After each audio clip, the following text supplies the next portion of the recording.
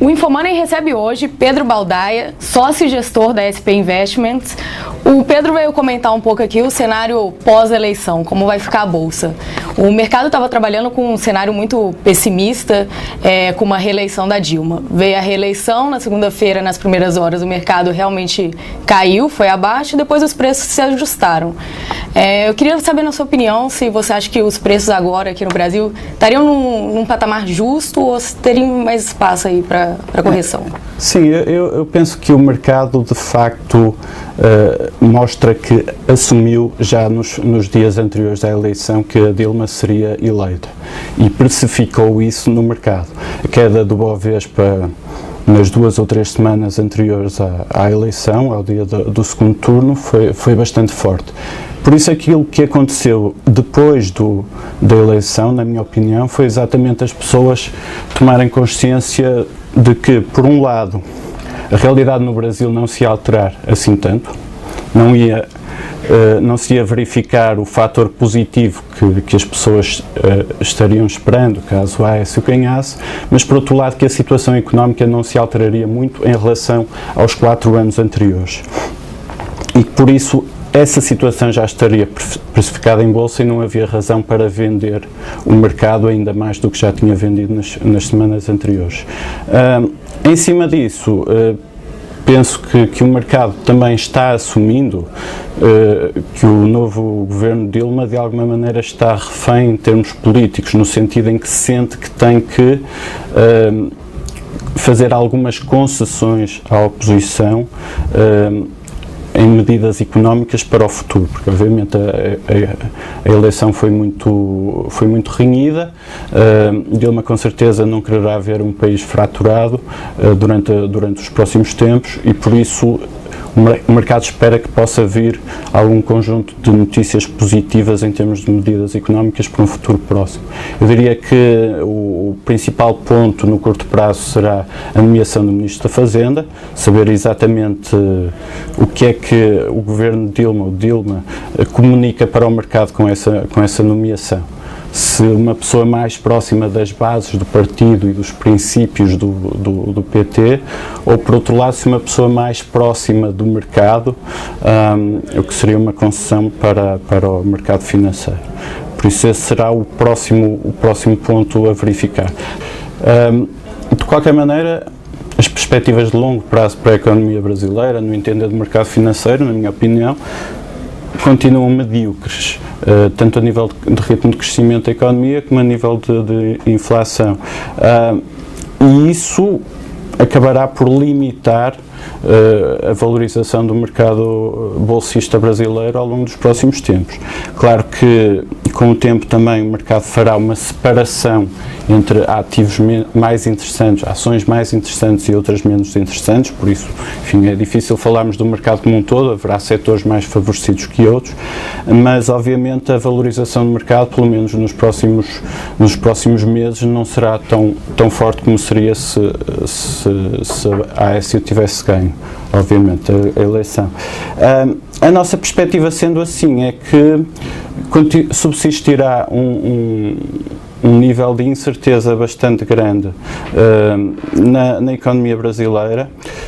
Isso prejudicará a confiança dos investidores também e por isso acho que é uma boa altura para muita gente se questionar se quer deixar todo o seu investimento no Brasil ou se quer investir também em outros países, em outras áreas geográficas. Acho que é uma tendência que temos assistido aqui no Brasil ao longo dos últimos anos já e penso que será incrementada essa tendência ao longo dos próximos tempos. Logo após a reeleição da Dilma, a gente já viu uma separação na Bolsa de alguns ativos que foram beneficiados com essa reeleição e outros ativos que vinham ganhando com rally, que acabaram despencando. Você acha que seria agora a hora do investidor olhar para esses ativos mais defensivos que começaram a subir, como setor de educação e exportadoras que ganham com dólar alto? Eu, em geral, neste momento recomendo eventualmente o investimento em exportadoras, não todas. Por exemplo, o caso da Vale é uma empresa que eu acho que no mercado se designa normalmente é um value trap, é uma empresa demasiadamente dependente do crescimento de alguns outros mercados emergentes, nomeadamente a China, onde eu antecipo que haja uma retração da produção de aço e, por consequência, uma diminuição da demanda de ferro a nível mundial. Isso prejudicará, na minha opinião, a Vale nos próximos anos.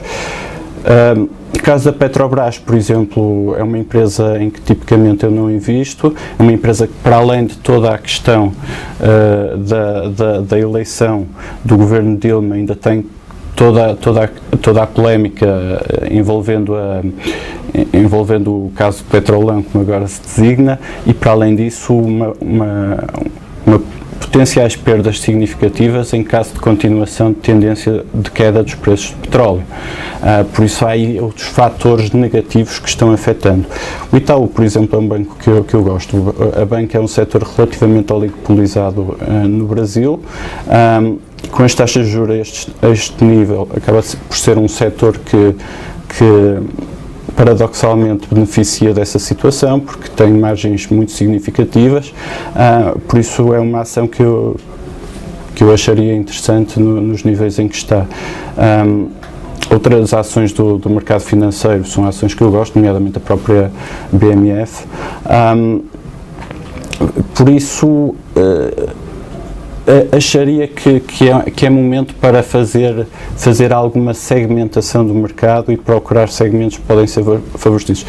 Voltando atrás, como disse, é bem provável que durante os meses surja um conjunto de políticas económicas no Brasil que favoreçam seletivamente determinados setores da atividade, e aí com certeza empresas que estão relacionadas com esses setores serão também as mais favorecidas. Por isso calculo durante as próximas semanas ou meses se verifica algum tipo de especulação em relação a exatamente quais serão essas políticas e quais serão esses setores mais favorecidos. Então, volatilidade na Bolsa até o final do ano, a gente deve continuar assistindo, como vimos de março até agora.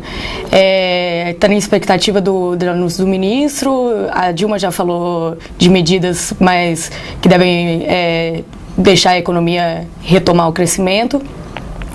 E ela também já deixou aberto que vai dialogar mais claramente com o mercado. Você acha que todos esses fatores aí o mercado vai estar buscando pistas em cima disso? Procurará pistas exatamente numa lógica de ver para crer, obviamente, porque essa é uma mensagem deixada ao mercado num momento muito particular, no final de uma eleição muito renhida. Por isso o mercado estará atento para saber se isso é uma declaração politicamente correta ou se de facto surgirão medidas práticas que apontem para menor intervencionismo na economia, para maior liberalização de alguns mercados. No fundo, o mercado quer saber se o mercado financeiro quer saber se o mercado físico consegue funcionar de maneira mais liberal agora no Brasil nos próximos tempos.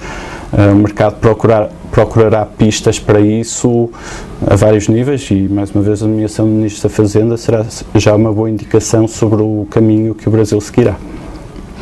Bom, e do movimento do Ibovespa, o Ibovespa deu uma acelerada até o finalzinho de agosto, depois caiu e praticamente se ajustou àquele nível de março, mas ainda não foi abaixo daquele nível, mesmo com a situação econômica agora pior. Você acha que ele teria condição de ir mais fundo do que atingiu em março? O problema do Bovespa é que é um índice muito dependente de algumas ações, de um número relativamente limitado de ações. E por isso, como falei, eu sou relativamente pessimista em relação a ações como a Petrobras e a Vale. A Petrobras vale uns 10% do índice, a Vale vale uns 8% do índice, duas ações que pesam bastante. Será importante ver como é que essas e outras empresas importantes do índice andarão daqui para o futuro. Mas eu acharia mais interessante pensar setor a setor. Acho que durante as últimas semanas, antes das eleições, o índice quase que funcionou em bloco. As ações moviam todas numa direção, num dia, eventualmente noutra direção no dia seguinte. Quase que o play dessas semanas era comprar e vender o índice, independentemente da ação das ações componentes do índice. Eu acho que cada vez mais as pessoas vão olhar não para o índice como um todo, mas sim para as suas componentes e procurar boas oportunidades no mercado. Outro ponto importante é que existe um conjunto de empresas de média dimensão no Brasil que também fugiram um pouco a essa tendência. O mercado esteve mais focado na variação de curto prazo do índice e das grandes empresas que compõem o índice, mas essas empresas de média dimensão eu acharia que vão passar a ter novamente mais atenção do mercado para identificar oportunidades interessantes. E o investidor de fora, você acha que ele está esperando ainda alguma sinalização do governo? Eu acho que o investidor fora pensa neste momento duas coisas. Uma, que na verdade o regime não mudou e por isso o cenário positivo na perspectiva de um investidor financeiro de haver mudança não se verificou, mas por outro lado o regime não mudou também e por isso não existem assim grandes novidades nessa perspectiva. Por outro lado, o investidor financeiro quererá saber também que tipo de mudanças é que podem surgir agora num segundo mandato e estará sempre atento a isso. Repare, por outro lado, na ótica de um investidor financeiro, quem é a clientela que investe no Brasil? Por exemplo, fundos que estão investidos em mercados emergentes em geral. O Brasil tem os seus problemas, mas por outro lado a Rússia está na situação económica e financeira que todos sabemos, exposta a sanções por parte da comunidade internacional. Ainda é um país com um nível de inflação significativo, com um problema de corrupção, eventualmente um pouco reduzido agora com a introdução do novo governo. De qualquer maneira é um país cheio de problemas. A China, com todo o seu potencial de crescimento, o mercado sente o receio do nível de crescimento estar abrandando. Isto é, os concorrentes do Brasil em termos de investimento, digamos assim, também eles têm os seus próprios problemas, por isso o Brasil, até pela sua dimensão, será sempre um mercado para que os investidores financeiros no exterior, dedicados a mercados emergentes, darão sempre grande atenção. O Brasil tem outra questão, é que por mais que todo mundo espere uma queda do real nos próximos anos, a verdade é que a taxa de juros sem risco no real no Brasil é próxima de 11%, é uma das mais elevadas no mercado financeiro a nível mundial. E isso serve de grande atrativo para muitos investidores. Mas falamos de investidores europeus ou americanos cuja taxa de juros sem risco a que estão expostos é próximo de zero. Saber que podem investir num determinado país a 11% mesmo, isso possibilita a quem tem estômago para isso correr o risco cambial no médio prazo e por isso acaba por ser atraente para um determinado nível de clientela, para um determinado nível de investidor. Sendo assim, o Brasil continua sendo olhado pelas pessoas lá de fora com atenção e será sempre objeto de investimento no futuro, com certeza. Oi, durante muitos meses o mercado só olhou para o cenário político praticamente, aqui dentro, né? Você acha que o cenário externo agora vai começar a pesar um pouco? Tem a questão também do Fed, de aumentar a taxa de juros. Essas questões de fora vão trazer um peso a mais para o mercado? Claro que sim, o Brasil é uma economia que não é muito aberta, mas de qualquer maneira está sempre dependente da situação no exterior. A verdade é que a minha visão é de desaceleração do crescimento económico a nível mundial, não só em economias desenvolvidas, mas também em mercados emergentes.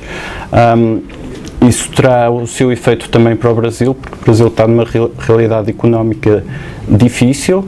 O Brasil é um país com problemas estruturais muito sérios, de falta de produtividade, falta de competitividade, resultante de muitos outros fatores, como um nível de infraestruturas muito baixo, um nível de corrupção relativamente elevado, um nível de burocracia muito elevado. existe um conjunto de condições que faz com que o Brasil tenha problemas estruturais muito significativos.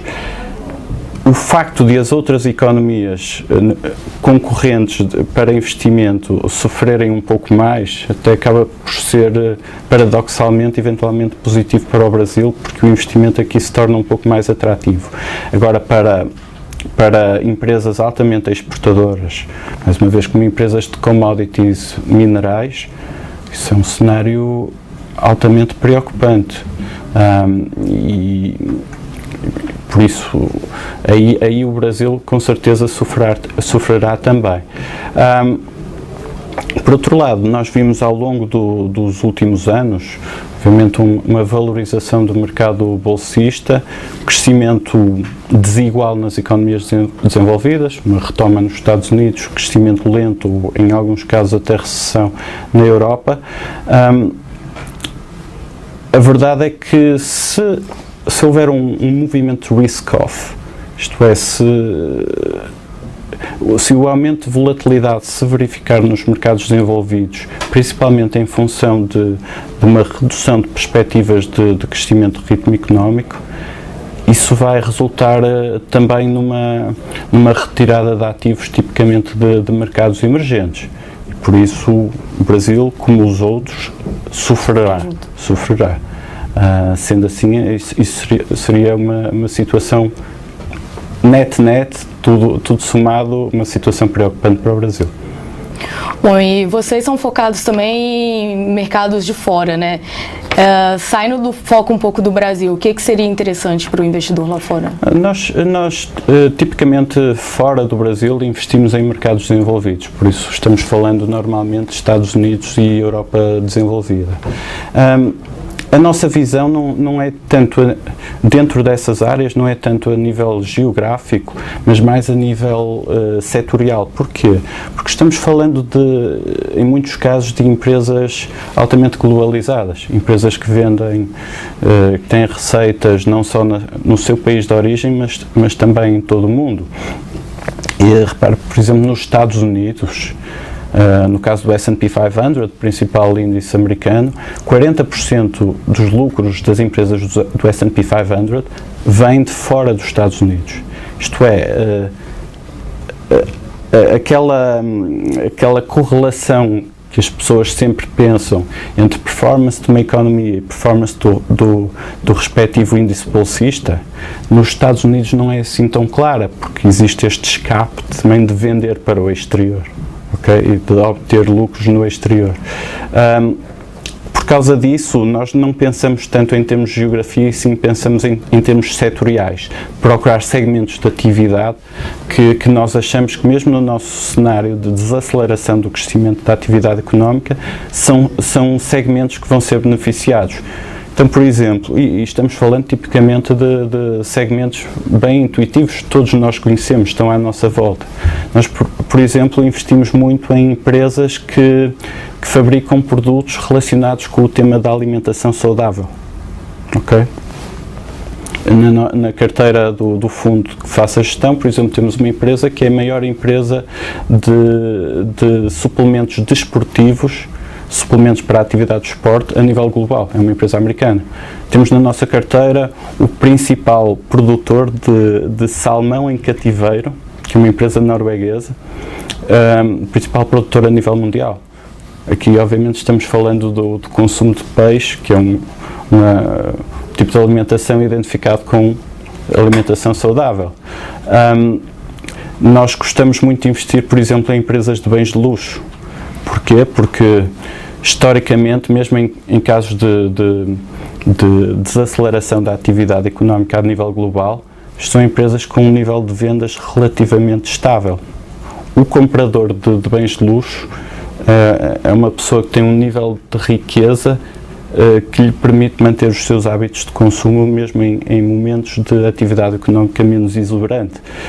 E, por outro lado, estamos falando de empresas que têm vantagens competitivas muito significativas, porque criar uma marca de bens de luxo é uma coisa que não se faz de um dia para o outro.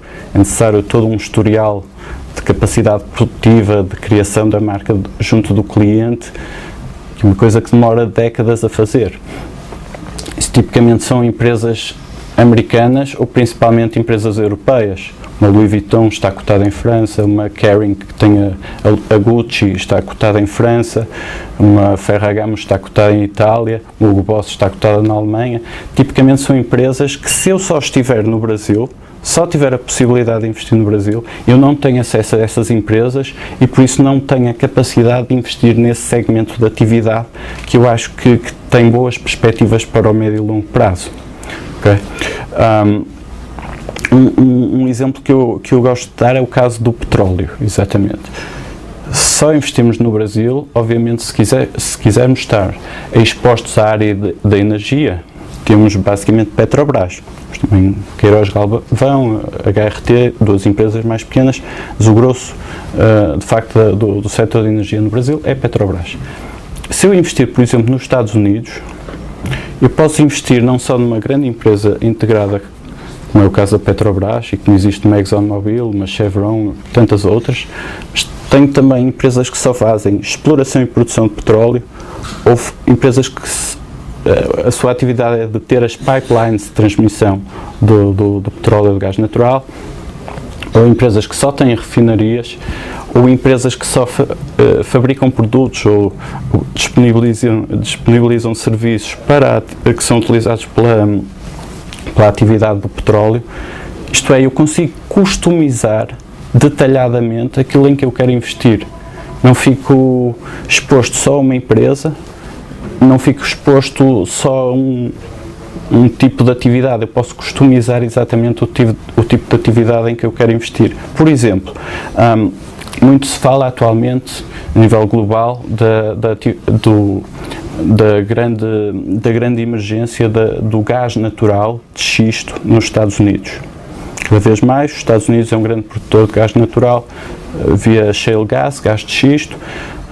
Isso tornou os Estados Unidos um exportador líquido de produtos petrolíferos recentemente. Isso é uma grande alteração estratégica. Se eu quiser estar investido nesse tema, eu posso procurar nos Estados Unidos empresas de exploração e produção de gás natural. Posso procurar empresas que detêm as pipelines que levam gás natural até ao mercado de destino. Posso investir em empresas industriais que fabricam os equipamentos necessários para a refrigeração ou liqueficação do gás natural. Posso investir em empresas que têm os barcos que levam gás natural para outras áreas geográficas. Posso customizar completamente o meu investimento. É por isso que essa é a principal vantagem, na nossa opinião, de investir no mercado externo. Não só a questão da macro geográfica da área em que investimos, mas também a profundidade, a diversificação setorial ou por segmento e a profundidade que existe. O setor de tecnologia, por exemplo, no Brasil temos 5 ou 6 empresas listadas, que somadas não somam market cap, capitalização de mercado, não chegam, todas as somadas não chegam a 5 bilhões de dólares. Nos Estados Unidos temos 70 empresas, cada uma delas vale mais do que 5 bilhões de dólares em mercado. Estamos falando de uma Apple, Facebook, eBay, Qualcomm, Intel, Oracle, por aí fora. Para além dessas, existem mais cerca de 1000 empresas listadas do setor de tecnologia nos Estados Unidos. Ok, estamos comparando 6 com 1000 e algumas delas grandes empresas de referência a nível global.